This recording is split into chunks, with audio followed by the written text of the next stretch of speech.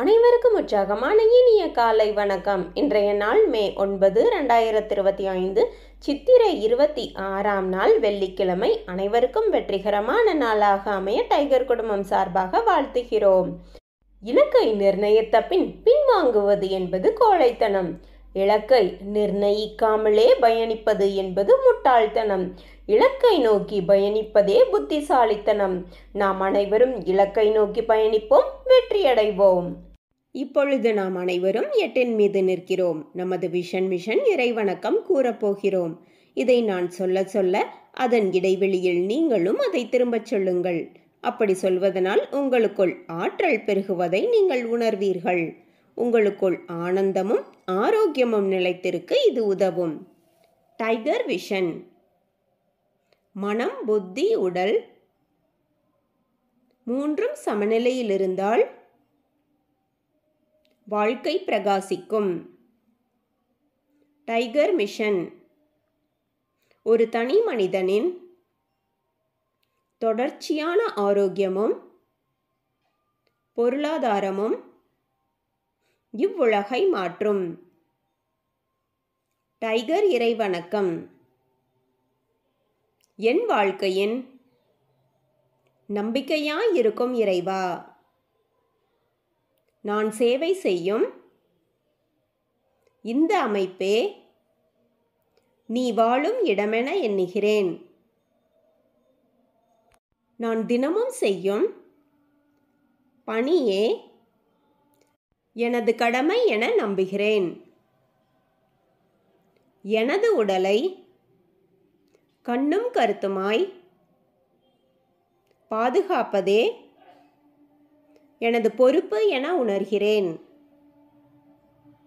நன்றி இறைவா. நாம் ஆயுள் முழுவதும் ஆரோக்கியத்தோடு ஆனந்தமாய் வாழ்வதற்கு நமக்கு ஆயுள் முழுவதும் ஆசானாய் 8 நடைப்பயிற்சியை கற்றுத்தர வருகிறார் நமது குரு டாக்டர் டைகர் தேன்கூடு பிரபாகரன் அண்ணா அவர்களை உற்சாகத்தோடு வரவேற்கிறோம். எல்லோருக்கும் இனிய காலை வணக்கம். இந்த அற்புதமான காலை வேளையில் 9 மூட்டுக்களையும் அசையக்கூடிய அற்புதமான பயிற்சிகளை முடிச்சுட்டு 27 முறை சூப்பர் பிரெயின் யோகா அப்படின்னு சொல்லக்கூடிய தோப்பு காரணங்களை முக மலர்ச்சியோட மனம் மகிழ்ச்சியோடு முடிச்சுட்டு 8 நடப்பதற்காக தயார் நிலையில் இருக்கிறோம். 8 மீது இருக்கிறோம். கிழக்கு மேற்காக நடப்பவர்கள் கிழக்கு திசையிலிருந்து மேற்கை நோக்கியும், தெற்கு வடக்காக நடப்பவர்கள் தெற்கு திசையிலிருந்து வடக்கை நோக்கியும் நமக்கான முதலடி எடுத்து வைத்து நடையை தொடங்கலாம். இப்பொழுது பெண்கள் அனைவரும் இடதுபுறமாகவும் ஆண்கள் அனைவரும் வலதுபுறமாகவும், பெண்கள் லெஃப்ட் சைடிலும் ஆண்கள் ரைட் சைடிலும் முதல் அடி எடுத்து வைத்து நடையை தொடங்குகிறோம். நடை இயல்பாக இருக்கிறது, நடை தளர்வாக இருக்கிறது, தோள்பட்டை தளர்வாக இருக்கிறது, கழுத்து குனியாமல் இருக்கிறது, கால்கள் ஒன்றுக்கு முன்பு ஒன்று வருவது போல் நடந்து கொண்டு இருக்கிறோம். கைகள் அதன் இசைவில் அசைந்து கொண்டு இருக்கிறது. சுவாசம் சீர்நிலையில் இருக்கிறது. எண்ணம் நேர்மறையாக இருக்கிறது. மனம் மகிழ்வுடனும் அமைதியுடனும் இருக்கிறது. ஒற்றை சிந்தனையாளர்கள் அத்தனை பேரும் ஒற்றுமையோடு ஒரே திசையை நோக்கி பயணித்து கொண்டிருக்கிறோம். நமது பயணம் வெற்றிகரமாக அமைய எல்லாம் வல்ல இறைவனை துணை கலைத்து கொண்டு தொடர்ந்து பயணிக்கிறோம். ஒவ்வொரு விடியலும் நமக்கு பல விஷயங்களை கற்றுத்தந்து கொண்டே இருக்கிறது. நாம் பெற்றுக்கொண்டே இருக்கிறோம். அதை வாழ்வில் பயன்படுத்தி வெற்றி கண்டு கொண்டே இருக்கிறோம். அவ்வாறாக இன்றைய விடியலும் நமக்கு பல விஷயங்களை கற்றுத்தரப் போகிறது. நாம் பெற்றுக்கொள்ளப் போகிறோம். அதை வாழ்வில் பயன்படுத்தி வெற்றி காணப் போகிறோம். ஒவ்வொரு நாளும் நமது நடையை தொடங்கும் போது நாம் சில பல நினைவூட்டல்களை நினைவூட்டுவது வழக்கம். அந்த வகையில் இன்றைய நினைவூட்டல்கள் நம்மளுடைய உள்ளங்கைகளை மடக்கி பார்த்தல் அப்படிங்கிற ஒரு செயலை செய்து பார்க்க வேண்டும். இப்பொழுது நாம் நடையை தொடங்கி இருக்கிறோம். உள்ளங்கைகளை மடக்கி பார்த்தால் அது இயல்பாக இருக்கும். விரலின் நகங்களின் வண்ணங்களை பார்க்க வேண்டும். அவைகளும் இயல்பாகவே இருக்கும். நடையை தொடங்கும் பொழுது சுவாசத்தை சோதித்து பார்த்திருக்க வேண்டும். நம்மளுடைய 2 நாசியிலையும் சுவாசம் வருகிறதா அப்படின்னு இப்படி நம்மளுடைய சோதனைகளை செய்து தான் நம்மளுடைய பயிற்சிகளை தொடங்க வேண்டும். தொடர்ந்து நம்மளுடைய முதல் விஷயமாக நாம் செய்ய வேண்டியது நம்மளுடைய பயிற்சிகளை, முயற்சிகளை, நிகழ்ச்சிகளை, செயல்களை எதை தொடங்குவதற்கு முன்பாக நம்மளுடைய தாயை வணங்க வேண்டும், நம்மளுடைய தந்தையை வணங்க வேண்டும், நமது குருமார்களை வணங்க வேண்டும், நமது இயற்கையை, இறைவனை, பிரபஞ்சத்தை வணங்க வேண்டும். நம்மளுடைய இஷ்ட தெய்வங்களை வணங்கி கொள்ள வேண்டும். நமது மூதாதையர்கள் முன்னோர்களை வணங்கி கொள்ள வேண்டும். இவ்வாறாக நம்மளுடைய தாய் தந்தை குருமார்கள், இயற்கை இறைவன், பிரபஞ்சம், இஷ்ட தெய்வங்கள், மூதாதையர்கள், முன்னோர்கள் இவர்களை வழிபட்டு அவர்களிடம் அருளாசி பெற்று அவர்களை வழித்துணைக்கு அழைத்து நமது பயிற்சிகளை நாம் தொடங்கி இருக்க வேண்டும். இவ்வாறாக தொடங்கப்படக்கூடிய அத்தனை செயல்களும் வெற்றியில் நிறைவடையும் என்பதை நினைவில் கொள்ளுங்கள். அவர்கள்தான் நமக்கு ஒரு ஊன்றுகோலாக, ஒரு தூண்டுகோலாக நமக்கு என்றென்றும் இருப்பார்கள். நம்மளை சிறப்பாக வழிநடத்துவார்கள், நம்மை வெற்றி பெற செய்வார்கள். அவர்களை வழிக்கு அழைத்து கொண்டு நமது பயிற்சிகளை தொடங்கினோமானால் நிச்சயமாக ஒவ்வொரு நாளும் வெற்றியை நாம் பெறுவோம் என்பதை இந்த நேரத்தில் நினைவூட்டி, தொடர்ந்து நம்மளுடைய இலக்கு எது என்பதை நினைவில் கொண்டு பயணிக்க வேண்டும். இலக்கில்லா பயணம் துடுப்பில்லா படகில் பயணிப்பது போல அப்படின்னு நான் அடிக்கடி சொல்லுவேன். ஸோ இலக்கை நிர்ணயித்து பயணிக்க வேண்டும். இலக்கை நாம் அடைய போகிறோம், தொட போகிறோம், வெற்றி காண போகிறோம் அப்படிங்கிற அந்த எண்ணத்தோடு பயிற்சியை தொடங்கினால் இலக்கு எதுவாக வேண்டுமானாலும் இருக்கலாம். நம்மளுடைய இலக்கு அப்படிங்கிறது எது சம்பந்தப்பட்டதாக இருக்கலாம். ஆனால் இலக்கின் முடிவை மட்டும் மனதில் கொண்டு அதை நோக்கி நாம் பயணிக்கிறோம் என்பதை நினைவில் கொண்டு நமது பயணத்தை தொடங்க வேண்டும். நமக்கு அருகில் குடிநீர் இருக்கும்படியாக பார்த்து கொள்ள வேண்டும். நாம் நடக்கும் இடத்தில் காற்றோட்டம் இருக்கும்படியாக பார்த்து கொள்ள வேண்டும். போதிய வெளிச்சம் இருக்கிறதா என்பதை நினைவில் கொண்டு நமது பயிற்சிகளை நாம் தொடங்க வேண்டும். நமது எண்ணத்தை சுத்தமாகவும் நமது உள்ளத்தை மகிழ்ச்சியாகவும் உற்சாகமாகவும் வைத்து நமது பயிற்சிகளை தொடங்க வேண்டும். புதியவர்கள், பேசிக் கோர்ஸில் பயணிக்கக்கூடியவர்கள் 10:30 நிமிடத்தில் மணியோசை கேட்டதுக்கப்புறம் நடையை மாற்றி நடக்கணும். பழையவர்கள், அதாவது அட்வான்ஸ் கோர்ஸில் பயணிக்கக்கூடியவர்கள், புதியவர்கள்ங்கிறது டைகர் குழுமத்தை பொறுத்தவரை 21 நாட்கள் தான்.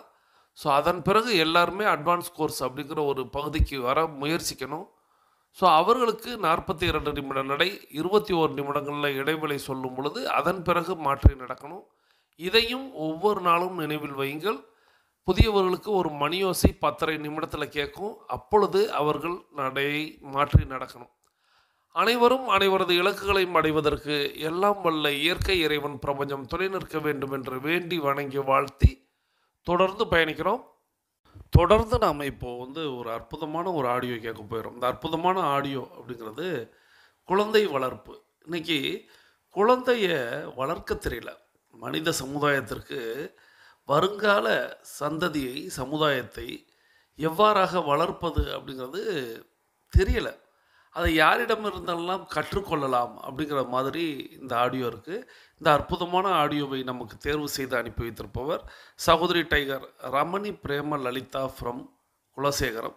இவங்க மார்த்தாண்டம் டைகர் கிளப்பில் உறுப்பினராக இருக்கிறாங்க. சகோதரி அம்மா tiger Ramani Prema Lalitha from Kulasekaram அவர்கள் அவர்களது குடும்பம் மகிழ்ச்சியோடும் ஆரோக்கியத்தோடும் செல்வ வளங்களோடும் இருப்பதற்கு எல்லாம் வல்ல இயற்கை இறைவன் பிரபஞ்சம் துணை நிற்க வேண்டும். அவர்கள் எண்ணியதெல்லாம் நடக்க வேண்டும், கேட்டதெல்லாம் கிடைக்க வேண்டும். அவர்களது குடும்பத்தில் ஆரோக்கியம் நிலைத்திருக்க வேண்டும், ஆனந்தம் நிலைத்திருக்க வேண்டும். அவர்களுடைய பொருளாதாரம் உயர்ந்து கொண்டே இருக்க வேண்டும். அவர்களது பணி சிறந்து விளங்க வேண்டும். அவர்களது பணி பிறர் பாராட்டும்படியாக அமைய வேண்டும்.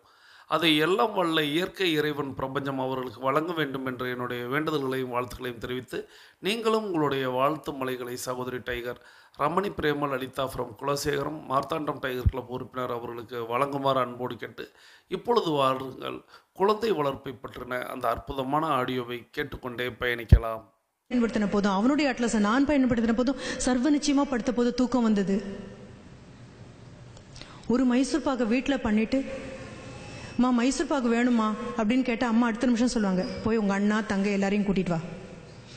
சரி, அண்ணா தங்கை எல்லாத்தையும் கூட்டிகிட்டு வரலான்னா அண்ணன் வரும்போது தங்க வர மாட்டா, தங்க வரும்போது அக்கா வர மாட்டாங்க. எல்லாரும் வரதுக்குள்ளே மத்தியான நேரம் சாப்பாட்டு நேரம் வந்துடும். சாப்பாட்டு நேரத்தில் எதுக்காக உட்காந்து சாப்பிடு?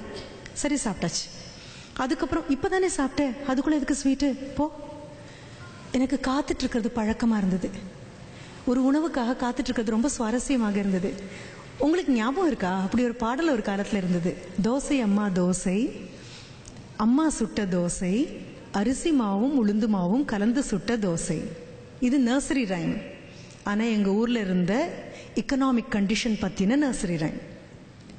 அப்பாவுக்கு 4, அம்மாவுக்கு 3, அண்ணனுக்கு 2, பாப்பாவுக்கு 1. தின்ன தின்ன ஆசை, திருப்பி கேட்டா பூசை. ரைட்? எண்ணி சுட்ட அப்பம்னு ஒன்று சொல்லுவோம். இவ்வளோதான். இவ்வளவுதான் உனக்குன்னு வச்சது. நீ அதிகமா கேட்டா யாருக்கோ இல்லை, அவ்வளவே தான். வறுமை கிடையாது, ஏழ்மை கிடையாது, ஆரோக்கியமான சிக்கனம் அப்படின்னு ஒன்று உண்டு. ஹெல்த்தியான எக்கனாமிக் கண்டிஷன், பகிர்ந்து கொடுக்கறது. நிலாச்சோரெல்லாம் அதனால வந்ததுதான். ஒத்தத்தையா உட்காந்து சோறு போட்டால் எல்லாருக்கும் பத்தாது அப்படிங்கிறதுக்காக காலையில் பண்ண குழம்பு பொரியல் எல்லாத்தையும் ஒன்றா கலந்து பெருசையும் சின்னதையும் ஒன்றா உட்கார வச்சு ஆளுக்கு கொஞ்சம் கொஞ்சம் போட்டு இப்படி வழிச்சு சாப்பிட்டு முடிக்கிறதுக்குள்ள பாட்டி எழுந்திரிச்சு போயிடுவாங்க. மிச்சதுக்கு தண்ணி குடிச்சுக்கோ அப்படிம்பாங்க. தண்ணி குடிச்சு சரியாயிடும். ஒன்றும் குறைஞ்சி போகலப்பா. இந்த சிக்கனத்தை சொல்லிக் கொடுக்க மறந்துட்டோம். ஒரு பொருளை அப்போ அந்த கையில் வச்சுக்கிட்டு அந்த மைசூர் பாக்கை வச்சுட்டு உட்காந்துட்டு இருக்கும்போது அம்மா கேட்பாங்க, அதான் வேணும்னு கேட்டு எத்தனை நேரமாக நச்சிட்டே இருந்த, திங்க வேண்டியது தானே அப்படிம்பாங்க. நான் சொன்ன பதில் எனக்கு இன்னும் ஞாபகம் இருக்கு. தின்னா தீந்து போயிடுமே, ரைட்? ஆனால் இப்போ என்ன பண்ணுறேன், பாக்ஸ் ஃபுல் ஆஃப் ஸ்வீட்டை வாங்கிட்டு வந்து என் ஒத்த குழந்தைகிட்ட கொடுக்குறேன். அது தான் தின்னு துப்பி கீழே போட்டு பிசுக்கி அடித்து எல்லாம் பண்ணி முடிக்கும்போது திகட்ட வாழ்க்கையை கொடுத்தீங்கன்னா திதிப்புன்னா தெரியாம போயிடும். திதிப்பு தெரியணும்னா திகட்டக்கூடாது. எங்கேயாவது நான் வறுமை சொல்லவே இல்லை. உங்களுக்கெல்லாம் நான் என்ன சொல்றேன்னு புரியுது. புரியாத மாதிரி பாவனை வேணா பண்ணலாமே தவிர புரிஞ்சு தொலைக்குது. என்ன பண்ணலாம் புரியுது. எங்கேயாவது ஒரு இடத்துல என்ன நான் பார்க்குறேன், எங்கள் ஊரில் பார்க்குறேன், பர்த்டே செலிப்ரேஷன் சொன்ன அடுத்த நிமிஷம் இவ்வளோ பெரிய கேக். அந்த கேக் பண்ணின நபர் அவர் குழந்தைக்கு அவ்வளோ பெரிய கேக் பண்ணி கொடுக்க முடியாது. The baker cannot fix such a big cake for his own kid. வாங்கி இந்த குழந்தைங்க சாப்பிடுன்னு நினைக்கிறேன், வழிச்சு ஒன்று முகத்தில் ஒன்று பூசிக்குது. I do not know. நான் அப்போ அந்த பையன்கிட்ட சிரிச்சுட்டே கேட்டேன், ஐயோ கேக் எடுத்து முகத்தில் பூசிக்கிறேன், நாளைக்கு காலையில் பிரேக்ஃபாஸ்ட்டுக்கு என்னடா ஃபேர் அண்ட் லவ்லியா? கம்மிங் பேக், நான் சொல்கிற விஷயம் இன்னும் நூதனமானது, இன்னும் நுணுக்கமானது. Please learn from animals what it is to parent. பேரண்டிங்னா என்னன்னு பார்த்துக்கோங்க. எங்கள் வீட்டு பூனை ரொம்ப அழகாக பேரண்டிங் பண்ணும். 4 குட்டி போட்டுட்டு முதல்ல போய் வேட்டையாடி எலியை கொண்டு வந்து கொடுக்கும். இந்த 4 குட்டியில் ஏதோ ஒன்று போய் சாப்பிடும். அதுக்கப்புறம் 2வது தடவை வேட்டைக்கு போகும், பாதி கொன்று எலியை கொண்டு வந்து கொடுக்கும். 3வது தடவை வேட்டைக்கு கூட்டிட்டு போகும், 4வது தடவை விட்டுட்டு வந்துடும். வளர்ந்த குழந்தையை தூக்கி இடுப்பில் வச்சுக்கிட்டு கீழே இறக்கி விட முடியாமல் செல்லோன்னு கொஞ்சறது எவ்வளவு மோசமோ அவ்வளோ மோசம். பேரண்டிங்னா எங்கே கோடு போடுறது அப்படின்னு தெரியாமல் கஷ்டமாக தான் இருக்கும். இதனுடைய எக்ஸ்டென்ஷனாக வரக்கூடியது தான் இறுக்கி என் பையனை திட்டாதீங்கன்னு சொல்லக்கூடிய அம்மாக்கள் தான் விட்டு கொடுக்க முடியாத மாமியார்களாக மாறக்கூடிய அவலம் ஏற்படும். என் பையன் சொல்ல ப்ளீஸ், பெரிய விஷயம், படித்துக்கொள்ள வேண்டிய பெரிய விஷயம், ரொம்ப பெரிய விஷயம். இல்லைன்னா விழுந்துருவோம்ப்பா. எத்தனை நாளைக்கு தான் விகடன்லையும் குமுதத்திலையும் கல்கையிலையும் எல்லாத்துலேயும் மாமியாரும் மருமகளும் அடிச்சுக்கிற மாதிரி ஜோக் போட்டு சிரித்து கேவலப்படுத்துவாங்க நம்மளை. அடுத்த ஒரு வரி சொல்கிறோம், எவ்வளோ பார்த்து வளர்த்த பையன் தெரியுமா, வந்து மயக்கிட்டே போயிட்டா. எல்லா ஆணும் ஒரு பெண்ணுக்கிட்ட ஏதோ ஒரு காலத்தில் மயங்கத்தானே வேணும். அது இயல்பு தானே, அதுதானே வாழ்க்கை, அதுதானே அழகு. அதுக்காகத்தானே இத்தனை நாளும் நம்ம ஆசைப்பட்டு நிற்கிறோம். அப்படித்தானே ஆகணும், அப்படித்தானே விதிக்கப்பட்டிருக்கு, அதுதானே நிமித்தம், அதுதானே சரி. தண்ணியை கூட இறுக்கி பிடிச்சிங்கன்னா ஒரு சொட்டு கூட கையில் நிற்காது. கொஞ்சம் குழிச்சு பிடிங்க, மிச்சம் நிற்கும். இடுப்பை விட்டு என்னைக்கு இறக்கணுமோ அப்போ இறக்கி விடுங்க. அவ்வளவே தான். சொல்லி வளங்க, பையனுக்கு சொல்லி வளங்க, பையனுக்கு சமைக்க சொல்லி கொடுத்து வளங்க. ஸோ தட் எங்கிருந்தோ வரக்கூடிய பெண் நாளைக்கு அழமாட்டா. உங்கள் பையனுக்கு பெண் பார்க்கும்போது அந்த சத்தியம் வாங்கிக்கோங்க, நம்ம வீட்டுக்கு வர குழந்தை கண்ணில் கண்ணீர் வராமல் நீ பார்த்துக்கணும். உங்கள் பையன் கண்ணில் கண்ணீர் வராமல் பார்த்துக்கணுங்கிறது அவங்க அம்மா அவகிட்ட வாங்க வேண்டிய வாக்குறுதி. எல்லாத்துக்கும் மேலே அம்மாவால் அம்மாவா மட்டும்தான் இருக்க முடியும், மனைவியால் அம்மாவாகவும் இருக்க முடியும். என் குழந்தைன்னு நான் ரசித்து அதனுடைய குறைகளெல்லாம் ஏற்றுக்கிட்டு நான் கொண்டாடுறது வேற, அது சாதாரணம். நொந்து பெற்றிருக்கோம்ல, 1000 தப்புனாலும் நம்ம குழந்தை. சம்பந்தமே இல்லாத பெண் அத்தனையும் சகிச்சுட்டு வரா அப்படின்னா பெரிய விஷயம்ப்பா. The same holds good with boys also. ஆண்கள் பெண்கள் அப்படி வளர்க்குற வரைக்கும் பிரச்சனையே இல்லை. நான் சிரிச்சுட்டே தான் ஸ்டூடெண்ட்ஸ் கிட்ட சொல்வேன், ஆண்கள் ஆண்களாக இருப்பதற்கு பெண்கள் அனுமதிப்பது ஒன்றே தான் காரணம். பெண்கள் அனுமதிக்காவிட்டால் ஆண்கள் என்றோ மனிதர்களாக மாறியிருப்பார்கள். அதே மாதிரி தான் பெண்கள். பெண்கள் பெண்களாக இருப்பதற்கு ஆண்கள் அனுமதித்ததே தான் காரணம். ஆண்கள் அனுமதி மறுத்தால் பெண்கள் என்றோ தெய்வங்களாக மாறியிருப்பார்கள். நன்றி சகோதரி tiger. Ramani Prema Lalitha from Kulasekaram Marthandam tiger club உறுப்பினர். அவர்களது குடும்பம் மகிழ்ச்சியோடும் ஆரோக்கியத்தோடும் செல்வ வளங்களோடும் இருப்பதற்கு எல்லாம் வல்ல இயற்கை இறைவன் பிரபஞ்சம் துணை நிற்கட்டும் என்று வேண்டி வணங்கி வாழ்த்தி, தொடர்ந்து நான் ஏற்கனவே சொன்னது போல் குழந்தை வளர்ப்பு அப்படிங்கிறது இன்றைக்கி எப்படி வளர்க்கணும்னு நம்மளுடைய மனித சமுதாயத்திற்கே தெரியல, வருங்கால சந்ததியை அப்படின்னு. ஏன்னா அம்மா குறிப்பிட்டது போல் ஜெயந்தஸ்ரீ பாலகிருஷ்ணன் அவங்களுடைய குரலில் தான் நம்ம இந்த அற்புதமான விஷயத்தை கேட்டு தெரிந்து கொண்டோம். அவர்கள் குறிப்பிட்டது போல் முன்னெல்லாம் நம்ம எப்படி இருந்தோம் அப்படின்னு இன்றைக்கி சொல்லவே முடியலை. சொன்னாலே இன்றைய சந்ததி அப்படிங்கிறது, இன்றைய சமுதாயம் அப்படிங்கிறது முன்னதை சொன்னாலே பூமர் அப்படிங்கிற ஒரு வார்த்தையை சொல்கிறாங்க. பூமர் அப்படின்னா ஏதாவது பழையதையே பேசிக்கிட்டே இருப்பாங்க அப்படிங்கிற பொருள்பட சொல்லி முடிச்சுட்டு புதியதை தேடி நாங்கள் ஓடுகிறோம் அப்படின்னு போயிடுறாங்க. ஆனால் பழையதில் இன்றைக்கி நாமளே நிறைய விஷயங்களை மறந்துட்டோம். அம்மா குறிப்பிட்டது போல் அந்த மைசூர் பாகு அப்படிங்கிற ஒரு இனிப்புக்காக காத்திருப்போம். ஒரு இனிப்பு பண்டம் அல்லது ஏதேனும் ஒரு பலகாரம் நம்மளுடைய வீட்டில் இருக்குது அப்படின்னா அதை எல்லோரும் பகிர்ந்து தான் உண்ணணும் அப்படிங்கிற ஒரு வழக்கம் இருந்தது. அது அடுப்பங்கரையில் ஒரு இடத்துல இருக்கும், அது நமக்கு தெரியும், இந்த இடத்துல இருக்குங்கிறது தெரியும். ஆனால் அதை நாம் எடுத்து சாப்பிட முடியாது. நாம் நமது அண்ணனோடு, அக்காவோடு, தங்கையோடு, தம்பியோடு, அம்மாவோடு, அப்பாவோடு கலந்து இருக்கக்கூடிய வேளையில் மட்டும்தான் அதை உண்ண முடியும். அப்போது எல்லாருக்கும் அது பிரித்து தரப்படும், நிறைவாய் உண்டோம். ஆனால் இன்றைக்கி நிலை அப்படி இருக்கிறதா அப்படின்னா அம்மா அந்த நிலையும் சொன்னாங்க. இன்றைக்கி ஒரு டப்பா கொடுத்துட்றோம் குழந்தைகள் கையில், அது சாப்பிடுது, பிசைக்குது, கீழே போடுது. அந்த தித்திப்பு அப்படிங்கிறதே இன்றைக்கி அந்த குழந்தைக்கு தெரியல, அது வேறு ஒன்றை தேடி ஓடுகிறது. ஆனால் நாம் இலவு காத்த கிளி அப்படின்னு சொல்லுவாங்கள் அல்லவா, அதாவது இந்த இலவம் பஞ்சுக்காக அந்த காயை அது எப்படி அது பழுக்க போகிறதுன்னு காத்திருக்குமாம் கிளி. அது ஒரு அற்புதமான காய் போல், கனி போல் அதுக்கு தெரியும். ஆனால் அதற்குள்ள பஞ்சு தான் இருக்குது அப்படிங்கிறது அந்த கிளிக்கு தெரியாது. ஆனால் காத்தே இருக்கும். அதுபோல் நாம் அந்த ஒரு பலகாரத்திற்காக காத்திருப்போம். அவங்க சொன்னது போல் அக்காவை கூட்டிகிட்டு வந்தால் அண்ணன் வரமாட்டான், அண்ணனை கூட்டிகிட்டு வந்தால் தம்பி வரமாட்டான். சரி, அதுக்குள்ளே மதிய உணவு வேலை வந்துடும். மதிய உணவு நேரத்தில் எதுக்கு இனிப்பு அப்படின்னு சொல்லிவிடுவாங்க. அப்புறம் உணவு உண்ட பிறகு இப்போ தானே உணவு உண்டாயா, அப்புறம் எதுக்கு இப்போ பலகாரம் அப்படின்பாங்க. அப்படி அதை தள்ளி போட்டு கொண்டு வந்து ஒரு கட்டத்தில் கொடுக்கும் பொழுது அதை சாப்பிடாமலே வைத்திருப்போம் அப்படிங்கிறத சொன்னாங்க. அம்மா நினைவூட்டும் பொழுது ஆமாம் இல்லை அப்படின்னு ஒவ்வொரு விஷயம் எனக்குள்ளே தோன்றியது, உங்களுக்குள்ளும் தோன்றியதா அப்படிங்கிறத நீங்கள் கமெண்ட் பகுதியில் சொல்லுங்கள். அப்போது நாம் என்ன எண்ணுவோம் அப்படிங்கிறத அழகாக சொன்னாங்க. அம்மா கேட்கும் பொழுது ஏன் இன்னும் சாப்பிடாமல் வச்சுருக்க அப்படின்னா, சாப்பிட்டா தீர்ந்து போயிடும், முடிஞ்சு போயிடும். ஸோ அந்த கடைசி வாய் அப்படின்னு கடலை மிட்டாய்னு ஒரு முறை தலைப்பு பேசியிருந்தேன். ஸோ கடைசி வாய் கடலை மிட்டாய், அதை நம்ம அவ்வளவு ரசித்து அவ்வளவு ருசித்து அதில் உமிழ்நீர் கலந்து அதை கொள்ளளவு அப்படிங்கிறது வாய் நிறைய ஆக்கி அதன் பிறகு விழுங்கும். அதுக்கு கிட்டத்தட்ட 10-15 நிமிடங்கள் ஆகும்.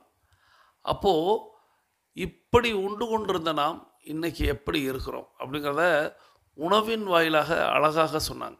அப்போ அந்த பகிர்ந்து உண்ணுதல் அப்படிங்கிற ஒரு பழக்கமே இல்லை. அந்த தித்திப்பு அப்படிங்கிற ஒரு விஷயம் இன்றைக்கி யாருக்குமே ருசிக்கவே இல்லை. பசித்து சாப்பிடுதல் அப்படிங்கிறது இன்றைய தலைமுறைக்கு கிடையவே கிடையாது. சும்மா மனம் போட பார்க்கல, அவங்க எல்லோரும் ரீல்ஸ் பார்க்குறாங்க, ஸ்டேட்டஸ் பார்க்குறாங்க, ஷார்ட்ஸ் பார்க்குறாங்க. அதில் ஏதேனும் உணவு சம்மந்தப்பட்டது வந்துருச்சுன்னா உடனே ஆர்டர் போடுறாங்க, உடனே வருது, சாப்பிட்றாங்க. ஆனால் பசித்து உண்டார்களா அப்படின்னா, அன்னைக்கு நம்ம ஒரு பழைய கஞ்சியாக இருந்தால் கூட பசித்து உண்டோமா, அதுதான் அது அமிர்தமாக மாறும். அதுதான் நம்மளை ஆயுளை வளர்த்தது. ஆனால் இன்றைக்கி அது புரியாமல் இந்த தலைமுறை அப்படிங்கிறது எப்படி போய் கொண்டிருக்கிறதுங்கிறத சொன்னாங்க.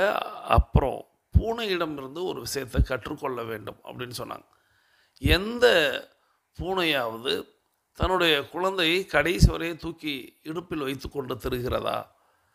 முதல் முறை முழு எலியை கொண்டு வந்து தரும், 2வது முறை பாதி எலியை தரும், 3வது முறை அது அழைத்துட்டு போகும், 4வது முறை விட்டுட்டே வந்துடும் அப்படின்னு சொன்னாங்க. ஆனால் இன்றைக்கி நம்மளுடைய சந்ததியை, நம்மளுடைய தலைமுறையை நாம் எப்படி பாதுகாக்கிறோம் அப்படின்னா, அவர்கள் சொன்னது போல் என் குழந்தைக்கு ஒன்றும் தெரியாது, என் குழந்தையை நான் தான் பார்த்துக்கொள்ளணும், என் புள்ள இந்த ஒரு வார்த்தையை சொல்லி சொல்லி சொல்லி சொல்லி இன்றைக்கி குழந்தைகளையும் நாம் மழுங்கடித்து விட்டோம். அதுதான் உண்மை. அந்த சந்ததி கெட்டு போயிடுச்சா அப்படின்னா அந்த சந்ததி தான் காரணமானா இல்லை, நாமும் நம்மளுடைய சமுதாயமும் தான். ஸோ நாம் இன்றைக்கி அந்த குழந்தையை அடுத்த நிலைக்கு அப்படி சொத்து சேர்ப்பதில் ஆரம்பித்து 3 தலைமுறைக்கு 10 தலைமுறைக்கு சேர்த்து வைக்கணும்னு இப்போ உள்ள வாழ்க்கையை விட்டுட்டு நாம் ஓடிக்கொண்டே இருக்கிறோம். குழந்தைகளையும் மழுங்கடிக்கிறோம். குழந்தைகள் இந்த காலத்தை எதிர்கொள்வதற்கு தயங்குகிறார்கள். இன்றைக்கி அவர்கள் ஒரு நபரிடத்தில் பேசுவது அப்படிங்கிற அந்த கலையை காணாமல் போய்விட்டது. பிறரிடத்தில் பேசுவது அப்படிங்கிறதெல்லாம் இல்லை. எல்லோரும் தன்னைத்தானே பேசிக்கிறாங்க, செல்ஃபி எடுத்துக்கிறாங்க. முழுக்க முழுக்க தன்னை மட்டுமே. அவங்களா ஆடியோ பேசுகிறாங்க, அவங்களா வீடியோ எடுக்கிறாங்க, அவங்களா ஸ்டேட்டஸ் வைக்கிறாங்க. அதை எத்தனை பேர் பார்க்குறாங்கன்னு நினைக்கிறாங்களே தவிர யாரிடத்திலும் யாரும் பேசுவது அப்படிங்கிற ஒரு விஷயமே இல்லாமல் போகிறது. அது ஓடிவிட்டது அப்படிங்கிறத ரொம்ப அற்புதமாக அம்மா ஜெயந்தி ஸ்ரீ பாலகிருஷ்ணன் அவர்கள் விளக்குனாங்க. தொடர்ந்து அம்மா இன்னொரு விஷயம் சொன்னாங்க. குழந்தைகளுக்கு நாம் சொல்லி கொடுத்து வளர்க்கணும் அப்படிங்கிறத சொன்னாங்க. ஒரு விஷயத்த இப்போது அந்த தோசையம்மா தோசை அந்த ஒரு பாடலை நினைவூட்டினாங்க. ஸோ தின்ன தின்ன ஆசை திருப்பி கேட்டால் பூசை அப்படிங்கிற ஒரு வார்த்தையை சொன்னாங்கள் அல்லவா. அப்போது அது குழந்தையாக இருந்தால் கூட இவ்வளவு தான் லிமிட் அப்படிங்கிற ஒரு விஷயத்தை நம்மளுடைய மூதாதையர்கள் கற்றுத்தந்தார்கள். அந்த நிலாச்சோறு இந்த விஷயங்களெல்லாம் சொன்னாங்கல்ல, இவ்வளவு போதும், இதுக்கு மேலே நீ உனக்கு வேண்டாம் அப்படின்னு சொன்னாங்க. ஆனால் இன்றைக்கி அப்படியா இருக்குது, நீ எவ்வளோ வேண்டுமானாலும் சாப்பிட்டுக்கடா கண்ணா அப்படிங்கிற மாதிரி சொல்கிறோம். அதனால் இன்றைக்கி குழந்தைகளுக்கு அதனுடைய மதிப்பு அப்படிங்கிறதே தெரியாமல் போய்விடுகிறது. அது உழைப்பின் மதிப்பு, அந்த பணத்தின் மதிப்பு எதுவுமே தெரியல. தந்தை எவ்வளவு கஷ்டப்பட்டு இதை கொண்டு கொடுத்துருப்பாரு, இதற்கு பின்னாடி எவ்வளவு செலவழிந்திருக்கும் அப்படிங்கிற அந்த ஒரு சின்ன எந்த மதிப்பீடும் இல்லை. எல்லாமே இன்றைக்கி யூஸ் அண்ட் த்ரோ அப்படிங்கிற மாதிரி இன்றைய சமுதாயத்தை நாம் தான் கொண்டு செல்கிறோம். ஸோ நாம் புரிந்து கொள்ள வேண்டியது, நம்மளுடைய குழந்தைகள் எல்லாவற்றையும் எதிர்கொள்ள வேண்டும். அதற்கு குழந்தைகளை நாம் தயார்படுத்த வேண்டும். இந்த வாழ்க்கை அப்படிங்கிறது மிகப்பெரியது. அதை எதிர்கொள்வதற்கு அவர்கள் நாம் காலமெல்லாம் இருக்க போவதில்லை. அப்போ அவர்கள் அந்த விஷயத்தை கற்று தெரிந்திருக்க வேண்டும். அதன் வாயிலாக அவர்கள் இந்த உலகத்தை அவர்கள் எதிர்கொள்ள வேண்டும் அப்படிங்கிறத மட்டும் மனதில் கொண்டு அவர்களுக்கு நிறைய கற்றுத்தர வேண்டும் அப்படின்னும், அப்புறம் நம்மளுடைய குழந்தைகளுக்கு கற்றுத்தர வேண்டும். அதாவது என்ன ஒரு விஷயம் அப்படின்னா, அவர்களுடைய வருங்காலத்தில் அவர்களுடைய கணவனையோ மனைவியவோ அவர்கள் கண்கலங்காமல் பார்த்து கொள்ள வேண்டும் அப்படின்ட்டும், நம்மளுடைய குழந்தைகளுக்கு சமைக்க கற்றுத்தர வேண்டும் அப்படிங்கிறதையும் அம்மா ரொம்ப அழகாக சொன்னாங்க. ஸோ நிறைய விரிவாக பேசுகிறாங்க. ஸோ நாம் புரிந்து கொள்ள வேண்டியது அப்படிங்கிறது இவ்வளவு தான். நம்மளுடைய குழந்தைகள் எல்லாவற்றையும் எதிர்கொள்வதற்கு தயார் நிலையில் இருக்க வேண்டும். அதற்கு நாம் தயார்படுத்த வேண்டும். இதை செய்தால் போதும், நமது குழந்தைகள் வெற்றியடைவார்கள் என்று கூறி இந்த அற்புதமான ஆடியோவை நமக்கு தேர்வு செய்து அனுப்பி வைத்த சகோதரி tiger Ramani Prema Lalitha from Kulasekaram, Marthandam tiger club உறுப்பினர் அவர்கள் அவர்களது குடும்பம் மகிழ்ச்சியோடும் ஆரோக்கியத்தோடும் செல்வ வளங்களோடும் இருப்பதற்கு எல்லாம் வல்ல இயற்கை இறைவன் பிரபஞ்சம் துணை நிற்க வேண்டும் என்று வேண்டி வணங்கி வாழ்த்தி நம்மளுடைய 21 நிமிடத்தை நிறைவு கொண்டு வருகிறோம். வாருங்கள் அனைவரும் தொடங்கிய திசைக்கு வந்து விடுகிறோம். கிழக்கு மேற்கா தொடங்கியவர்கள் கிழக்கு திசையிலும், தெற்கு வடக்கா தொடங்கியவர்கள் தெற்கு திசைக்கு வந்து விடுகிறோம். நமது உள்ளங்கைகளை மடக்கி பறிக்கிறோம். இறுக்கமாக இருக்கிறது. விரலின் நகங்களின் வண்ணங்களை பறிக்கிறோம். சிவப்பு வண்ணத்தில் மாறி இருக்கிறது. சுவாசத்தை சோதித்து பறிக்கிறோம். 2வது நாசிலும் சுவாசம் வரக்கூடிய இந்த வேளையில் நமக்கு அருகில் இருக்கக்கூடிய குடிநீரை எடுத்து நிறுத்தி நிதானித்து ரசித்து ருசித்து பருகிக் கொள்கிறோம். தண்ணீர் பருகுதல் ஒரு கலை என்பதை நாம் அறிவோம். தண்ணீர் பருகும் பொழுது நமது கவனத்தை நீரில் வைப்போம், நீரின் தன்மையில் வைப்போம், நீரின் சுவையில் வைப்போம். நீரை நிதானமாக பருகுவோம். நீரின்றி அமையாது உடல் என்பதை உணர்வோம். நீரையும் உணவையும் நாம் உமிழ்நீர் கலந்து பருக வேண்டும் என்பதை இன்றைக்கி நாம் ஒரு உறுதிமொழி எடுத்து இன்றைய உணவுகளை நாம் அவ்வாறாகவே எடுத்துக்கொள்ளப் போகிறோம் அப்படிங்கிறத நீர் அருந்தும் பொழுதே நீங்கள் அதை ஒரு உறுதிமொழியாக உங்களுக்குள் எடுத்துக்கொண்டு இன்றைய உணவையும் இன்றைய நீரையும் நாம் இவ்வாறாகத்தான் கவனத்தோடு ஒவ்வொரு வாய் நீரையும் ஒவ்வொரு வாய் உணவையும் நாம் உமிழ்நீர் கலந்து பருக வேண்டும் அப்படிங்கிறத ஒரு உறுதியோடு இப்போது நாம் நம்மளுடைய மொபைல் ஃபோனை கையில் எடுத்துக்கிட்டு கருத்து பதிவிட போகிறோம். இன்றைக்கி நம்ம என்ன கமெண்ட் பண்ண போகிறோம் அப்படின்னா, முதல் கமெண்ட்டாக தினசரி நடவடிக்கை அறிக்கை, டெய்லி ஆக்டிவிட்டி ரிப்போர்ட் பூர்த்தி செய்து அனுப்பி வைத்து விட்டீர்களா? உங்களுடைய தினசரி நடவடிக்கை அறிக்கை, டிஏ ரிப்போர்ட் நேற்றைக்கு நீங்கள் பூர்த்தி செய்து அதை அனுப்பி வைத்து விட்டீர்களா? இந்த கேள்விகளுக்கு யாரெல்லாம் தொடர்ந்து 21 நாட்கள் விடையளிக்கிறார்களோ அவர்களுடைய வாழ்வில் அவர்களை அறியாமலே மிகப்பெரிய வெற்றியை அவர்கள் காண்பார்கள் என்பதை இந்த நேரத்தில் வலியுறுத்தி, தொடர்ந்து நம்ம இப்போது 2வது கேள்விக்கு பதிலளிக்க போகிறோம். இன்றைய 2வது கேள்வி என்னவெனில், நீங்கள் எத்தனை நபரோடு உடன் பிறந்தவர்கள்? நீங்கள் எத்தனை நபர்களோடு உடன் பிறந்தவர்கள்? அவர்களுடைய பெயர்களை குறிப்பிட்டு, அவர்களுடைய இப்போது உங்களுக்கு மூத்தவர்கள் என்றால் அக்கா அண்ணன் என்றும், இளையவர்கள் என்றால் தம்பி தங்கை என்றும் அவர்களுடைய பெயர்களை குறிப்பிட்டு, அந்த உறவையும் குறிப்பிட்டு, அவர்களை வாழ்வாங்க வாழ வாழ்த்தி, இதுதான் 2வது கேள்வியாக, 2வது கேள்விக்கான விடையாக நீங்கள் அளிக்கப் போகிறீர்கள். உங்களோடு பிறந்தவர்கள் எத்தனை பேர், அவர்களுடைய பெயர்கள், அவர்களுடைய உறவு முறை, இதை குறிப்பிட்டு அவர்கள் வாழ்வாங்க வாழ வாழ்த்தி அதை கமெண்ட் பகுதியாக போடுங்க. ஸோ இதுதான் 2வது கேள்வி. இந்த 2வது கேள்விக்கு விடையளித்து கொண்டு நம்மளுடைய 3வதாக நம்மளுடைய வெற்றி ஸ்லோகன் எழுத வேண்டிய நேரம். நலத்துடன் வாழ்க, வளத்துடன் வாழ்க, நலத்துடன் வாழ்க, வளத்துடன் வாழ்க. இந்த ஸ்லோகனை ஒரு முறை எழுதி 2 முறை வாசித்து நீங்கள் போஸ்ட் பண்ணுங்கள். இதை யாரெல்லாம் தொடர்ந்து செய்கிறீங்களோ அவர்களுக்கு எல்லாம் வல்ல பிரபஞ்சம் உங்களுக்கு அள்ளித்தரும் என்பதை இந்த நேரத்தில் ஒரு வாக்குறுதியாக கொடுத்து, இந்த 3 கேள்விகளுக்கும் விடையளித்து கொண்டே பேசிக் கோர்ஸில் இருக்கக்கூடிய சகோதர சகோதரிகள் அஃபர்மேஷன் விசுவலைசேஷன் செய்துட்டு மீத இருக்கக்கூடிய ஆடியோ கேட்குவாங்க. தொடர்ந்து பேசிக் கோர்ஸில் உள்ள சகோதர சகோதரிகளுக்கு நம்மளுடைய வாழ்த்துக்களை சொல்லி, அவர்களுடைய அஃபர்மேஷன் விசுவலைசேஷன் வெற்றி பெற வாழ்த்தை சொல்லி நம்மளுடைய அடுத்த சுற்றை தொடங்க போகிறோம். இப்பொழுது ஆண்கள் அனைவரும் இடதுபுறமாகவும் பெண்கள் அனைவரும் வலதுபுறமாகவும், ஆண்கள் லெஃப்ட் சைடிலும் பெண்கள் ரைட் சைடிலும் முதலடி எடுத்து வைத்து நடையை தொடங்குகிறோம். நடை இயல்பாக இருக்கிறது, நடை தளர்வாக இருக்கிறது, தோள்பட்டை தளர்வாக இருக்கிறது, கழுத்து குனியாமல் இருக்கிறது, கால்கள் ஒன்றுக்கு முன்பு ஒன்று வருவது போல் நடந்து கொண்டு இருக்கிறோம். கைகள் அதன் இசைவில் அசைந்து கொண்டு இருக்கிறது. சுவாசம் சீர்நிலையில் இருக்கிறது. எண்ணம் நேர்மறையாக இருக்கிறது. மனம் மகிழ்வுடனும் அமைதியுடனும் இருக்கிறது. ஒற்றை சிந்தனையாளர்கள் அத்தனை பேரும் ஒற்றுமையோடு ஒரே திசையை நோக்கி பயணித்து கொண்டு இருக்கிறோம். நமது பயணம் வெற்றிகரமாக அமைய எல்லாம் வல்ல இறைவனை துணை கலைத்து கொண்டு தொடர்ந்து பயணிக்கிறோம். தொடர்ந்து நாம் இப்போ ஒரு அற்புதமான கதையை கேட்க போகிறோம். இந்த அற்புதமான கதையை நமக்கு தேர்வு செய்து அனுப்பி வைத்திருப்பவர் சகோதரர் டைகர் பாலசுப்ரமணியன் ஃப்ரம் கரூர், இருப்பு, துபாய். இவங்க நார்த் சோன் டைகர் கிளப்போடைய கேப்டனாக இருக்கிறாங்க. சகோதரர் டைகர் பாலசுப்ரமணியன் ஃப்ரம் கரூர், இருப்பு, துபாய் அவர்கள் அவர்களது குடும்பம் மகிழ்ச்சியோடும் ஆரோக்கியத்தோடும் செல்வ வளங்களோடும் இருப்பதற்கு எல்லாம் வல்ல இயற்கை இறைவன் பிரபஞ்சம் துணை நிற்க வேண்டும். அவர்கள் எண்ணியதெல்லாம் நடக்க வேண்டும், கேட்டதெல்லாம் கிடைக்க வேண்டும். அவர்களது குடும்பத்தில் ஆரோக்கியம் நிலைத்திருக்க வேண்டும், ஆனந்தம் நிலைத்திருக்க வேண்டும். அவர்களுடைய பொருளாதாரம் உயர்ந்து கொண்டே இருக்க வேண்டும். அவர்களது பணி சிறந்து விளங்க வேண்டும். அவர்களது பணி பிறர் பாராட்டும்படியாக அமைய வேண்டும். அதை எல்லாம் வல்ல இயற்கை இறைவன் பிரபஞ்சம் அவர்களுக்கு வழங்க வேண்டும் என்று என்னுடைய வேண்டுதல்களையும் வாழ்த்துக்களையும் தெரிவித்து, தொடர்ந்து சகோதரர் டைகர் பாலசுப்ரமணியன் ஃப்ரம் கரூர், இருப்பு, துபாய் அவர்கள் அனுப்பி வைத்த அந்த கதையை கேட்க போயிடும். இந்த கதை அப்படிங்கிறது எண்ணம் போல் வாழ்க்கை அப்படிங்கிறத சொல்லக்கூடிய ஒரு அற்புதமான தத்துவத்தை உள்ளடக்கிய கதை. இந்த கதையை வாருங்கள் கேட்டுக்கொண்டே பயணிக்கலாம். வணக்கம் நண்பர்களே. நம்முடைய வாழ்க்கை எப்படி இருக்கிறது என்பதை தீர்மானிப்பது நம் சிந்தனைகள் தான்.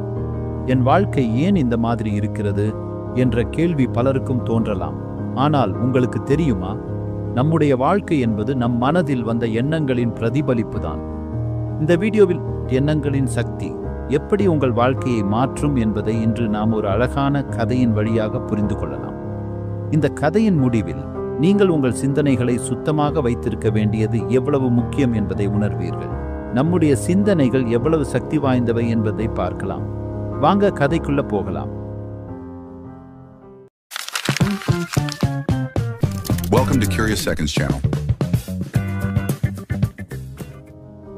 ஒரு கிராமத்தில் சூர்யா என்ற ஒருவன் வாழ்ந்து வந்தான். சூர்யா எப்போதும் என் வாழ்க்கை ஏன் கஷ்டமாக இருக்கிறது, எதை செய்ய முயன்றாலும் நான் தோல்வியை அடைகிறேன், எதுவும் எனக்கு எதிராகவே நடக்கிறது என்று புலம்பிக் கொண்டே இருப்பான். அவனின் நண்பன் குமார் மிகவும் நேர்மறையாக வாழ்பவன். அவன் எப்போதும் சூர்யாவை ஊக்கப்படுத்துவான். நீ உன் சிந்தனைகளை கட்டுப்படுத்த வேண்டும். உன் மனதில் நல்ல எண்ணங்களை விதைத்தால் உன் வாழ்க்கை மாற்றம் காணும் என்று சொல்லுவான். ஆனால் சூர்யா கேட்டுக்கொள்ளாமல், என்ன சிந்தனை, என்ன வாழ்க்கை, எனக்கு எல்லாம் முடிந்து போச்சு என்று சொல்வான். ஒரு நாள் குமார் சூர்யாவிடம் சொன்னான், நீ எப்போதும் உன் வாழ்க்கை குறித்து புலம்புகிறாய். உன் மனதை மாற்ற ஒரு சோதனை செய்யலாம். நீ இதை பின்பற்றினால் உன் வாழ்க்கையில் வித்தியாசம் வருவதை பார்ப்பாய். சூர்யா சலிப்புடன், நீ சொல்லு, நான் பார்க்கிறேன் என்றான். குமார் ஒரு தட்டில் 3 விதை மூட்டைகளை வைத்து வந்தான். முதல் மூட்டையில் கோதுமை விதைகள் இருந்தன. 2வது மூட்டையில் முளைகள் ஏற்படாத பழைய விதைகள் இருந்தன. 3வது மூட்டையில் கரைப்பட்ட முளைகள் இருந்தன. இந்த 3 விதைகளை உன் வீட்டின் பின்புறத்தில் உள்ள 3 பகுதிகளில் விதை. நீயே அதனை வளர்த்து பார்த்து முடிவை சொல்லு என்றார் குமார். சூர்யா ஏற்கனவே நம்பிக்கை இல்லாவிட்டாலும் தனது நண்பனின் ஆசையை மதித்து விதைகளை விதைத்தான். கோதுமை விதைகள் விரைவாக முளைத்தன. அவை அழகாக தழைத்தன. தங்க நிறத்தில் கோதுமைகள் விளைந்தன. பழைய விதைகள் வளர்ச்சியின்றி நிலத்தையே கெடுத்துவிட்டன. கரைப்பட்ட முளைகள் மற்ற பசுமையான பகுதிகளுக்கு பரவி நிலத்தை அழிக்கத் தொடங்கின. 1 மாதத்திற்கு பிறகு குமார் சூர்யாவை பார்த்து கேட்டான், உன் நிலத்தில் என்ன நிகழ்ந்தது? சூர்யா கோதுமை பகுதியை காட்டி, இதோ இந்த இடத்தில் நான் நல்ல மகசூலை பெற்றேன். பழைய விதைகளை காட்டி, இந்த இடத்தில் என்ன செய்தாலும் பயனில்லை. கரைப்பட்ட விதைகளை காட்டி, இங்கே முளைகள் மற்ற இடத்தையும் கெடுக்கத் தொடங்கின. நான் அவற்றை அகற்றிய பிறகே நிலம் சுத்தமானது என்றான். குமார் சிரித்தபடி, உனது மனமும் இதே போலத்தான். நீ நல்ல சிந்தனைகளை விதைத்தால் அது உன் வாழ்க்கையை வளமாக மாற்றும். பழைய எண்ணங்களை பிடித்து வைத்திருந்தால் அது பயனற்றதாகவே இருக்கும். ஆனால் எதிர்மறை சிந்தனைகள் உன் மனதையே ஆக்கிரமித்து உன்னை அழித்துவிடும். நீ எதை வளர்த்து பார்க்கிறாயோ அதுவே உன் வாழ்க்கையாக இருக்கும். சூர்யாவுக்கு இப்போது உண்மையை புரிந்தது. அவன் தோல்விக்கு காரணம் அவனுடைய எதிர்மறை சிந்தனைகளே என்று தெரிந்தது. அந்த நாளில் இருந்து சூர்யா தினமும் தன் சிந்தனைகளை மாற்றத் தொடங்கினான். சில மாதங்களில் சூர்யாவின் வாழ்க்கை முழுமையாக மாறியது. அவனின் தோல்வி வெற்றியாக மாறியது. அவன் மனதில் இருந்த சோம்பலான எண்ணங்கள் தெளிந்தன. மகிழ்ச்சியான வாழ்க்கை அவனுக்கு கிடைத்தது. இந்த கதையிலிருந்து நாம் புரிந்து கொள்ள வேண்டியது, உங்கள் மனம் ஒரு கண்ணாடி போன்றது. நீங்கள் அதில் எதை விதைக்கிறீர்களோ அது உங்கள் வாழ்க்கையாகிறது. நேர்மறை சிந்தனைகள் உங்கள் வாழ்க்கையை வளமாக்கும். எதிர்மறை சிந்தனைகள் அதை அழிக்கலாம். உங்கள் எண்ணங்களை உங்களை மட்டுமல்ல, உங்களை சுற்றியுள்ளவர்களையும் மாற்றும் சக்தி உண்டு. எப்போதும் நினைவில் வைத்துக் கொள்ளுங்கள், எண்ணம் போல் வாழ்க்கை. எண்ணம் போல்தான் வாழ்க்கை. நன்றி சகோதரர் டைகர் பாலசுப்ரமணியன் ஃப்ரம் கரூர், இருப்பு, Dubai, north zone tiger club captain அவர்கள் அவர்களது குடும்பம் மகிழ்ச்சியோடும் ஆரோக்கியத்தோடும் செல்வ வளங்களோடும் இருப்பதற்கு எல்லாம் வல்ல இயற்கை இறைவன் பிரபஞ்சம் துணை நிற்க வேண்டும். அவர்கள் எண்ணியதெல்லாம் நடக்க வேண்டும், கேட்டதெல்லாம் கிடைக்க வேண்டும். ஸோ இந்த கதை அப்படிங்கிறது 2 கதாபாத்திரங்கள் உள்ளடக்கியதாக இருந்தது. சூர்யா மற்றும் குமார், இந்த 2 கதாபாத்திரங்கள். ஸோ சூர்யா அப்படிங்கிறவர் எதிர்மறை சிந்தனை உடையவர், குமார் அப்படிங்கிறவர் நேர்மறை சிந்தனை உடையவர். ஸோ சூர்யா எப்பொழுதுமே எனக்கு ஏன் இப்படி நடக்குது, எனக்கு இந்த மாதிரி புலம்பிக் கொண்டே இருக்கக்கூடிய நபர். குமார் அப்படிங்கிறவர் இல்லை, வாழ்க்கையில் வெற்றி மட்டும்தான் நம்ம ருசிக்க போகிறோம், ஸோ வாழ்க்கை அப்படிங்கிறது அனுபவிக்கத்தான் அப்படிங்கிற ஒரு நேர்மறை சிந்தனையோடு உள்ளவர். ஸோ சூர்யாவுக்கு அதை புரிய வைக்கணும் அப்படிங்கிறதுக்காக 3 விதமான விதைகளை தருகிறார். ஒரு அற்புதமான கோதுமை விதை அதை கொடுக்குறாரு. அதே போல் பழைய விதை, அதில் அது சரியாக முளைக்குமா முளைக்காதா அப்படின்னு தெரியல. 3வதாக கரைபடிந்த விதை. ஸோ இந்த 3ஐயும் அவர் கொடுக்குறாரு. 3ஐயும் தனித்தனியாக விதைக்க சொல்கிறாரு. அவர் விதைக்கிறார். அற்புதமான கோதுமை மணிகள் அற்புதமாக விளைகிறது. ஆனால் இந்த பழையது அப்படிங்கிறது அது முளைத்தும் முளைக்காமலும் மண்ணையும் கெடுத்து அப்படிங்கிற மாதிரி விளைகிறது. 3வதாக அந்த கரைபடிந்தது அப்படிங்கிறது நோய் அப்படிங்கிற ஒரு விஷயத்தோடு அது ஈர்க்கக்கூடிய பயிர்களையும் பக்கத்தில் இருக்கக்கூடிய பயிர்களையும் அழிக்கும் வண்ணமாக வளர்கிறது. இப்போது ஒரு குறிப்பிட்ட நாளுக்கு அப்புறம் குமார் சூர்யாவிடத்தில் கேட்குறார், எப்படி இருக்குது அப்படின்னு. அவரே கூட்டிகிட்டு காட்டுறார், பாரு நல்ல விதைகள் அப்படிங்கிறது அற்புதமாக விளைகிறது, ஆனால் பழையது அப்படிங்கிறது மண்ணையே கெடுத்துடுச்சு. இந்த கரைபடிந்தது அப்படிங்கிறது தானும் கெட்டு பிறரையும் கெடுக்குது. அப்படிங்கிற மாதிரி சொல்கிறார். இதே தான் உன்னுடைய எண்ணம் அப்படிங்கிறது இப்படி தான் இருக்கணும். நல்ல எண்ணமாக இருந்துச்சுன்னா நல்ல விளைச்சல் தரும். பழையதை போட்டு குழப்பிக்கிட்டே இருந்த அப்படின்னா அது ஒன்றையும் கெடுத்துடும். அதே போல் கரைபடிந்த இந்த மாதிரியான எதிர்மறை சிந்தனை அப்படிங்கிறது இருந்துச்சுன்னா அது தானும் கெட்டு தனக்கு பக்கத்தில் உள்ளதையும் கெடுத்துடும். அதாவது நல்ல அந்த கோதுமை விதைகளை கூட அது அரிக்க செய்திடும். வயல்களில் பார்த்திங்கன்னா இப்போ நீங்கள் மரங்கள் இந்த மாதிரி விவசாயங்களில் நீங்கள் கவனிச்சிங்கன்னா தெரியும், தொற்று அப்படிங்கிறது வந்துடுச்சு அப்படின்னா அது எல்லாவற்றையும் தாக்கும். அப்போது பக்கத்து வயல்களை கூட பாதிக்கும், நல்லவைகளை கூட அது பாதிக்க வைக்கும். அப்போது அந்த தொற்று அப்படிங்கிறது இந்த எதிர்மறை சிந்தனை. இந்த எதிர்மறை சிந்தனை இல்லாமல் இருக்கணும் அப்படிங்கிறத ரொம்ப அற்புதமாக அந்த இடத்துல சூர்யாவுக்கு குமார் விளக்கமாக சொன்னாங்க. அது நமக்கு ரொம்ப அற்புதமான ஒரு விளக்கமாக அமைந்தது. நம்மளுடைய மனதில் எப்பொழுதுமே நேர்மறை சிந்தனை. நான் டைகர் கிளப் தொடங்கின நாள்லேருந்து தொடங்கும் பொழுது எல்லார் இடத்துலையும் நான் பதிய நினைப்பது அப்படிங்கிறது இந்த நேர்மறை சிந்தனை மட்டும்தான் இருக்கணும். உங்களுக்கு இந்த நெகட்டிவிட்டி பீப்புள் உங்களுக்கு பக்கத்தில் இருந்தால் கூட அவர்களை விட்டு நீங்கள் விலக வேண்டும். இது அந்த கரைபடிந்த விதை எப்படி நல்ல விதைமணிகளை கூட கெடுத்து விடுமோ அதுபோல் நடந்துவிடும். உங்களுக்கு அருகில் யாராக இருந்தாலும் சரி, ஒரு எதிர்மறை சிந்தனை உடையவராக இருந்தால் அவர்களை விட்டு நீங்கள் விலகி இருங்க. கொஞ்ச காலத்துக்கு நீங்கள் இருந்து பாருங்கள், உங்களுடைய வாழ்க்கை எப்படி நேர்மறை சிந்தனையோடு நல்ல சிந்தனையோடு எண்ணம் போல் வாழ்க்கைன்னு மாறும். நீங்கள் எதிர்மறை சிந்தனையாளர்களோடே பழகிக்கிட்டு இருந்தீங்கன்னா உங்களை அறியாமலேயே நீங்களும் ஒரு எதிர்மறை சிந்தனையாளராக மாறிவிடுவீர்கள். ஸோ டைகர் கிளப்பில் நிறைய பேர் வர்றாங்க, நிறைய பேர் இருக்கிறாங்க, நிறைய பேர் காணாமல் போகிறாங்கன்னா என்னை பொறுத்தவரைய எதிர்மறை சிந்தனையாளர்கள் இங்கே இருக்க முடியாது. எதிர்மறை அப்படிங்கிறது நெகட்டிவ். இந்த நெகட்டிவை அவர்கள் வேறு முலாம் போட்டு பூசி பாசிட்டிவாக வச்சுருப்பாங்க. ஆனால் அவர்களை அறியாமலே மீண்டும் மீண்டும் அவர்கள் அதை வெளிப்படுத்துவார்கள், அதனால் விலகி இருப்பார்கள். நான் என்ன சொல்கிறேன்னா, உலகத்தில் எல்லாம் கலந்தது தான் உலகம். ஆனால் நாம் எப்படி எண்ணுகிறோமோ நம்மளுடைய வாழ்க்கை அப்படி மின்னும். அப்போது நாம் அவர்களிடத்துலேருந்து ஒதுங்கி இருக்கணும். நாம் முடிந்த மட்டும் நாம் என்ன நிலையில் இருக்கிறோங்கிறத நான் ஆழ்மனதில் கேள்வி கேட்க சொல்வேன் அல்லவா. நாம் சரியாக தான் போகிறோமா, நாம் சரியாக தான் பயணிக்கிறோமா, அதுபோல் நாம் நேர்முறை சிந்தனையாளராக தான் இருக்கிறோமா அல்லது எதிர்முறை சிந்தனையாளராக மாறிட்டோமான்னு நாமே எடை போட்டு பார்க்கணும்.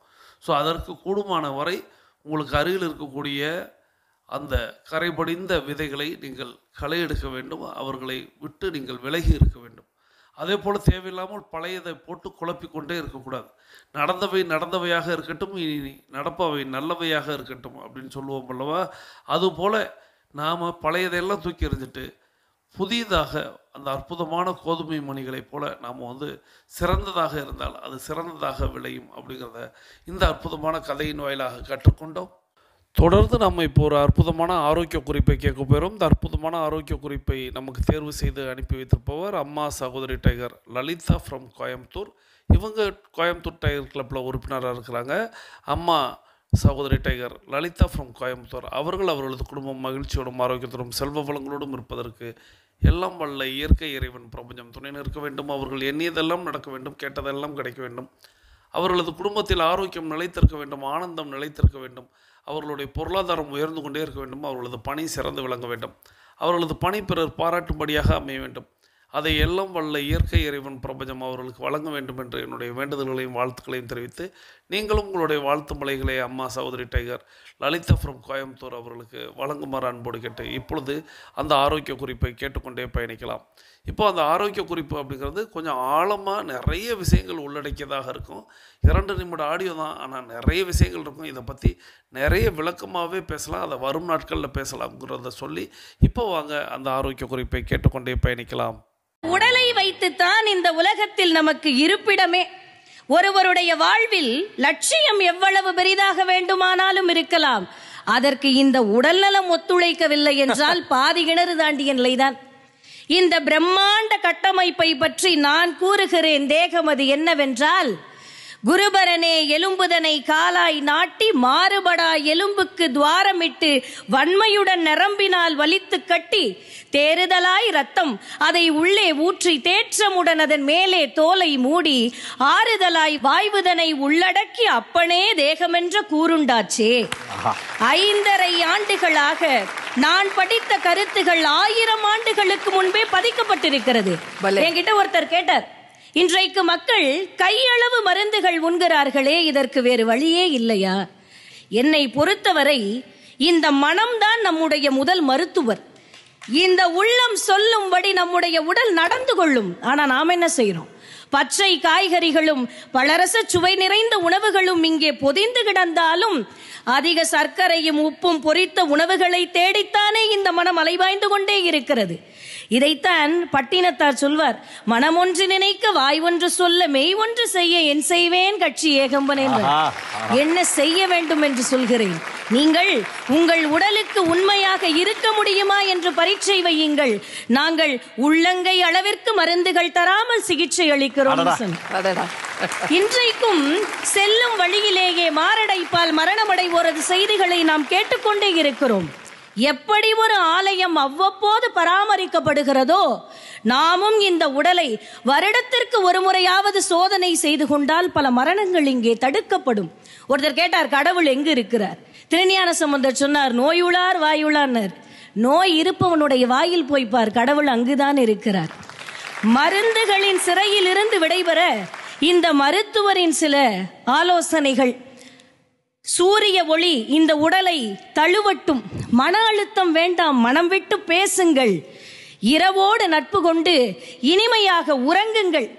இந்த உரையின் மூலம் நான் பதிய வைக்க விரும்புவது ஒன்றுதான், இயற்கையும் அறிவியலும் ஒன்றிணைய வேண்டும். இயன்றவரை இந்த உடலுக்கு நன்மைகள் சென்றடைய வேண்டும். இளமையில் இறப்புகள் அறவே மறைந்திட வேண்டும். முதுமையே இந்த உடலை கண்டு வியந்திட வேண்டும். இதுவே என் விருப்பம். விடைபெறுகிறேன். நன்றி அம்மா சகோதரி tiger Lalitha from Coimbatore tiger club உறுப்பினர். அவர்களது குடும்பம் மகிழ்ச்சியோடும் ஆரோக்கியத்தோடும் செல்வ வளங்களோடும் இருப்பதற்கு எல்லாம் வல்ல இயற்கை இறைவன் பிரபஞ்சம் துணை நிற்கட்டும் என்று வேண்டி வணங்கி வாழ்த்தி, தொடர்ந்து நம்ம இன்னைக்கு கேட்ட அந்த ஆரோக்கிய குறிப்பு அப்படிங்கிறது நான் ஏற்கனவே சொன்னது போல் 2 நிமிடத்தில் எண்ணிலடங்கா சொற்களை உள்ளடக்கி அற்புதமான ஒரு படைப்பை அந்த சகோதரி கொடுத்துட்டு போயிருந்தாங்க. இதை பற்றி நம்ம நிறைய பேசலாம், ஆனால் நேரம் அப்படிங்கிறது ரொம்ப குறுகி இருக்குது. இருந்தாலும் அந்த சகோதரி குறிப்பிட்ட சில பல விஷயங்களை இப்பொழுது பார்க்கலாம். முதல்ல அவங்க சொன்னாங்க, கூறுவேன் தேகமது என்னவென்றால் குருபரனை எலும்புதனை காலாய் நாட்டி மாறுபடா எலும்புக்கு துவாரமிட்டு வன்மையுடன் நரம்பினால் வலித்து கட்டி தேர்தலாய் ரத்தம் அதை உள்ளே ஊற்றி தேற்றமுடன் அதன் மேலே தோலை மூடி ஆறுதலாய் வாய்வதனை உள்ளடக்கி அப்பனே தேகம் என்று கூறுண்டாச்சே அப்படின்னா. இது அகத்திய மாமுனி எழுதிய ஒரு அற்புதமான பாடல். அதாவது மனித உடலை இவ்வளவு குறுகிய வார்த்தைகளை கொண்டு, அது தமிழ் அப்படிங்கிற ஒரு அற்புதமான விஷயத்தை வைத்து மொத்த விஷயத்தையும் உள்ளடக்கியதாக இந்த பாடல் இருக்கும். இதை பற்றி பேசணும் அப்படின்னா நிச்சயமாக இது ஒரு நாள் செஷன் முழுமையாகவே நம்ம பேசுகிற மாதிரி இருக்கும். அவ்வளவு விஷயங்களை உள்ளடக்கியதாக அந்த பாடலில் ஆரம்பித்து முடிவில் ஒரு அற்புதமான விஷயத்தை சொல்லி அந்த சகோதரி முடித்தாங்க. இயற்கையும் அறிவியலும் ஒன்றிணைய வேண்டும். இயன்றவரை இந்த உடலுக்கு நன்மைகள் சென்றடைய வேண்டும். இளமையில் இறப்புகள் அறவே மறைந்திட வேண்டும். முதுமையே இந்த உடலை கண்டு வியந்திட வேண்டும் அப்படின்னு சொல்லி முடித்தாங்க. ஸோ முதுமை அப்படிங்கிற ஒரு காலம் வரும் வரை நம்மளுடைய உடலை நாம் பாதுகாப்பாக வைத்திருக்க வேண்டும். ஸோ இன்றைக்கி கை நிறைய மாத்திரை உண்கிறார்கள் அப்படிங்கிறதெல்லாம் நிறைய சொன்னாங்க. நம்ம இதை பற்றி நிறைய பேசலாம். ஏன்னா இந்த ஆடியோ அப்படிங்கிறது ரொம்ப அற்புதமான ஆடியோ. இந்த ஆடியோவை நிச்சயமாக ஒரு நாள் மீண்டும் ஒளிபரப்பி முழுமையாக இதில் உள்ள இந்த பாடல் வரிகளுக்கான பொருள் அப்படிங்கிறதெல்லாம் நம்ம முழுமையாக பார்க்க போகிறோம். இந்த அற்புதமான ஆடியோவை நமக்கு தேர்வு செய்து அனுப்பி வைத்த அம்மா சகோதரி tiger Lalitha from Coimbatore tiger club உறுப்பினர். அவர்களது குடும்பம் மகிழ்ச்சியோடும் ஆரோக்கியத்தோடும் செல்வ வளங்களோடும் இருப்பதற்கு எல்லாம் வல்ல இயற்கை இறைவன் பிரபஞ்சம் துணை நிற்க வேண்டும். அவர்கள் எண்ணியதெல்லாம் நடக்க வேண்டும், கேட்டதெல்லாம் கிடைக்க வேண்டும். அவர்களது குடும்பத்தில் ஆரோக்கியம் நிலைத்திருக்க வேண்டும், ஆனந்தம் நிலைத்திருக்க வேண்டும். அவர்களுடைய பொருளாதாரம் உயர்ந்து கொண்டே இருக்க வேண்டும். அவர்களது பணி சிறந்து விளங்க வேண்டும் என்று வாழ்த்தி, நீங்களும் உங்களுடைய வாழ்த்து முறைகளை அம்மாவுக்கு வழங்கியிருப்பீர்கள் அப்படிங்கிற நம்பிக்கையோடு நம்மளுடைய 42 நிமிட நடையை நிறைவு கொண்டு வருகிறோம். வாருங்கள் அனைவரும் தொடங்கிய திசைக்கு வந்து விடுகிறோம். கிழக்கு மேற்கா தொடங்கியவர்கள் கிழக்கு திசையில், தெற்கு வடக்கா தொடங்கியவர்கள் தெற்கு திசைக்கு வந்து விடுகிறோம். நமது உள்ளங்கைகளை மடக்கி பறிக்கிறோம், இறுக்கமாக இருக்கிறது. விரலின் நகங்களின் வண்ணங்களை பறிக்கிறோம், சிவப்பு வண்ணத்தில் மாறி இருக்கிறது. சுவாசத்தை சோதித்து பறிக்கிறோம். 2வது நாசிலும் சூப்பராக சுவாசம் வரக்கூடிய இந்த வேளையில் நாம் அனைவரும் கிழக்கு திசையை நோக்கி நின்று அஃபர்மேஷன் விசுவலைசேஷன் செய்து இன்றைய நாளை தொடங்கும். இன்றைய நாள் உங்களுக்கு அற்புதமான நாளாக அமையட்டும். இன்றைய நாளில் தாங்கள் தங்களது குடும்பம் மகிழ்ச்சியோடும் ஆரோக்கியத்தோடும் செல்வ வளங்களோடும் இருப்பதற்கு எல்லாம் வல்ல இயற்கை இறைவன் பிரபஞ்சம் உங்களுக்கு துணை நிற்கட்டும். நீங்கள் எண்ணியதெல்லாம் நடக்கட்டும், கேட்டதெல்லாம் கிடைக்கட்டும். தங்களது குடும்பத்தில் ஆரோக்கியம் நிலைத்திருக்கட்டும், ஆனந்தம் நிலைத்திருக்கட்டும், பொருளாதாரம் உயர்ந்து கொண்டே இருக்க வேண்டும். தங்களது பணி சிறந்து விளங்க வேண்டும். தங்களது பணி பிறர் பாராட்டும்படியாக அமைய வேண்டும். தங்களது தொழில் வளர்ந்து கொண்டே இருக்க வேண்டும். அதை எல்லாம் வல்ல இயற்கை இறைவன் பிரபஞ்சம் உங்களுக்கு வழங்கட்டும் என்று வேண்டி மீண்டும் சந்திப்போம், கலந்து சிந்திப்போம். நலத்துடன் வாழ்க, வளத்துடன் வாழ்க. நன்றி.